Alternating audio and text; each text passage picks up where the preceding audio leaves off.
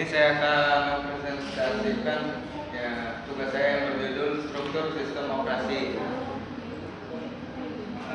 Yang pertama ada komponen sistem. Sistem operasi terdiri dari beberapa komponen, antara lain manajemen proses, manajemen memori utama, manajemen file, manajemen sistem input output, manajemen penyimpanan sekunder, sistem jaringan, dan sistem proteksi, sistem command interpreter.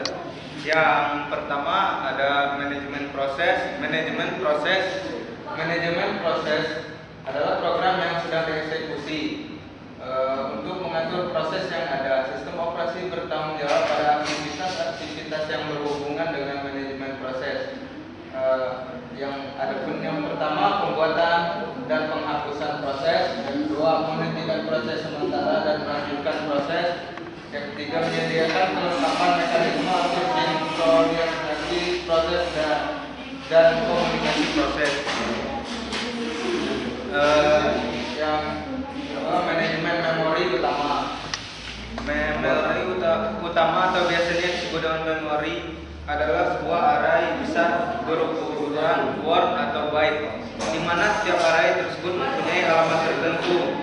Untuk mengatur memori sistem operasi bertumpu pada aktivitas manajemen memori. Yang pertama menjaga dan memelihara bagian-bagian memori yang sedang digunakan dari yang menggunakan. Yang kedua memutuskan proses-proses mana saja yang harus dipanggil ke memori jika tersedia ruang memori. Yang ketiga mengalokasikan dan mengalokasikan ruang memori jika diperlukan. Yang ketiga manajemen file. File adalah kumpulan informasi yang saling berhubungan yang sudah didefinisikan oleh pembuatan atau user. Sistem operasi bertanggung jawab pada aktivitas-aktivitas yang berhubungan dengan manajemen file. Yang pertama pembuatan dan penghapusan file, yang kedua pembuatan dan penghapusan directory, yang ketiga primitif yang bentuk manipulasi file dan directory, yang keempat penggunaan file ke memori sekunder, yang kelima backup file media penyimpanan yang stabil atau non volatil. Yang keempat ada manajemen input output. Dan sistem operasi bertanggung jawab pada aktivitas sistem input output sebagai berikut. Yang pertama ada sistem buffer processing, yang kedua antarmuka device secara umum, yang ketiga driver untuk device hardware tertentu. Yang kelima ada manajemen penyimpanan sekunder, karena memori utama primary bersifat volatile yang terlalu kecil untuk mengakomodasi sebuah data dan program secara permanen. Sistem komputer harus menyediakan penyimpanan sekunder. Untuk backup memori utama, adapun operasi bertanggung jawab pada aktivitas-aktivitas manajemen penyimpanan sekunder. Yang pertama, pengaturan ruang bebas, alokasi penyimpanan. Yang ketiga, penjadwalan disk. Yang keenam ada sistem jaringan.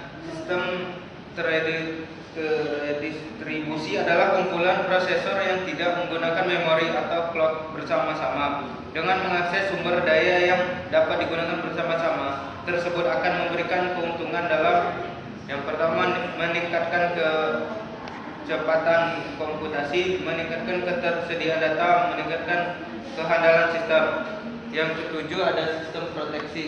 Proteksi adalah suatu mekanisme untuk mengontrol akses oleh program, proses atau user pada sistem maupun resource dari user. Mekanisme sistem proteksi yang harus disediakan sistem meliputi: yang pertama membedakan antara pengguna yang sah dan tidak sah, yang kedua menentukan kontrol yang terganggu, yang ketiga menetapkan cara pelaksanaan proteksi. Yang terakhir ada yang sistem command interpreter. Beberapa perintah yang dimasukkan ke sistem operasi menggunakan pernyataan kontrol yang digunakan untuk yang pertama manajemen dan pembuatan proses, penanganan input output, yang ketiga manajemen penyimpanan sekunder, manajemen memori utama, akses sistem file, proteksi jaringan. Program yang membaca dan menerjemahkan pernyataan kontrol disebut dengan command line interpreter atau shell atau unit. Yang kedua ada layanan sistem operasi. yang terbagi dari yang pertama eksekusi program, operasi input output, manipulasi sistem file, komunikasi, mendeteksi kesalahan, mengalokasikan sumber daya, akuntansi, proteksi. Adapun sistem CAL, menyediakan antarmuka program yang sedang berjalan. Sistem operasi, sistem CAL biasanya terdiri dari instruksi bahasa assembly. Terdapat 3 metode yang umum digunakan untuk melewatkan parameter program yang sedang berjalan. Sistem operasi yaitu melewatkan parameter melalui register, penyimpanan parameter tabel yang disimpan di memori dan alamat tabel tersebut dilewatkan sebagai parameter di register seperti gambar. Yang ketiga, menyimpan parameter ke stok oleh program dan mengambil isi stok dilakukan oleh sistem operasi. Kontrol proses, hal-hal yang dilakukan. Yang pertama, mengakhiri dan membatalkan, mengambil, load dan eksekusi, membuat dan mengakhiri proses, menentukan, mengeset atribusi. Yang kelima, wait for time, wait event signal event, mengalokasikan, membebaskan memori.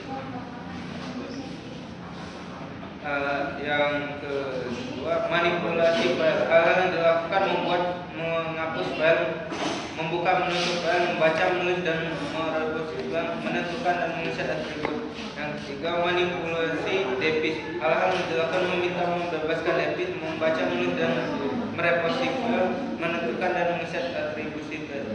Informasi lingkungan. Hal-hal yang dilakukan mengambil dan mengeset waktu atau tunggal, mengambil atau mengeset sistem data, mengambil dan mengeset proses file atribut-atribut device. Komunikasi. Hal-hal yang dilakukan membuat dan menghapus sambungan komunikasi, mengirim pesan, mentransfer status informasi. Ada 2 metode komunikasi. Yang pertama, message passing model, insert memory model. Sistem program terdiri dari yaitu manipulasi file, status informasi, modifikasi file, bahasa pemrograman, pemanggilan dan eksekusi program, komunikasi program aplikasi. Yang kelima, ada struktur sistem operasi. Yang pertama, struktur sistem MS-DOS adalah sejumlah sistem komersial yang tidak memiliki struktur yang cukup baik. Sistem operasi tersebut sangat kecil, sederhana, memiliki banyak keterbatasan. Sistem operasi tersebut batas perangkat keras sehingga tidak menjadi modul-modul. Yang kedua, ada struktur sistem unit. Sistem operasi unik juga terbatas, fungsi perangkat keras dan instrukturnya terbatas. Unit hanya terdiri dari 2 bagian, yaitu kernel dan program sistem operasi. Pendekatan terlapis dasarnya dibuat dengan menggunakan pendekatan top down. Semua fungsi ditentukan dibagi menjadi komponen-komponen. Mesin virtual. Konsep dari mesin virtual ini tidak jauh berbeda dengan konsep terlapis. Hanya saja konsep ini memberikan sedikit tambahan berupa antarmuka, menghubungkan perangkat keras dan kernel untuk tiap-tiap proses.